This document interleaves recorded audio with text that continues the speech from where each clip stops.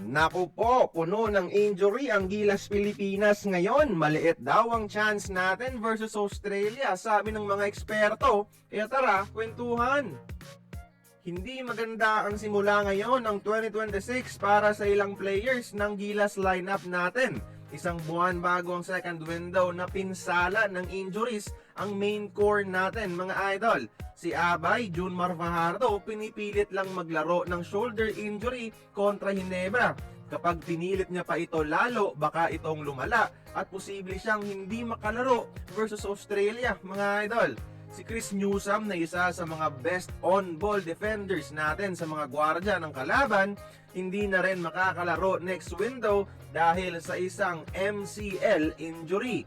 Malaking kawalan yung magiging depensa niya sa mga mabilis na guards ng New Zealand at ng Australia. At itong 6'8 forward natin na si Carl Tamayo, injured din ang kanyang tuhod.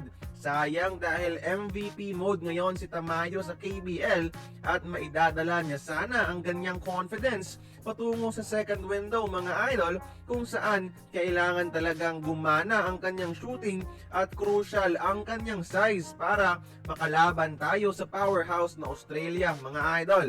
Buti na lang 2 weeks lang yung diagnosis ng kanilang team doctor at expected February makakabalik na siya ng aksyon.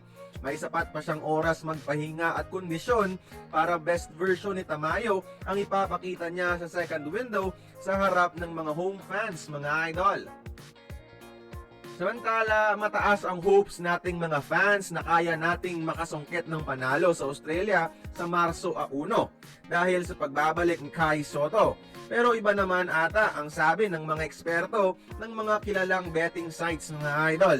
Dahil sa odds na binigay nila, may 1.02 odds ang Australia at 10 yung odds ng Gilas. Meaning, 90% chance ng Australia manalo at 10% lamang yung binigay nilang chance na manalo ang Gilas sa laban. Pero okay lang yan, no? Dihado naman talaga tayo. Pero, iwala lang sa koponan natin. Kinaya nga natin ang Latvia, yung Team B or C pa kaya ng Australia. 10% chance is still a chance, mga idol. Lalaban at lalaban ang mga players natin. Sana lang magkaroon sila ng sapat na practice time at maging healthy sila bago ang laro. Kaya kayo, mga idol, like this video if tingin nyo kaya natin ang Australia next month. Join the conversation, magkomento lamang sa baba. The best comments will receive a free ticket sa laban ng Gilas kontra Australia.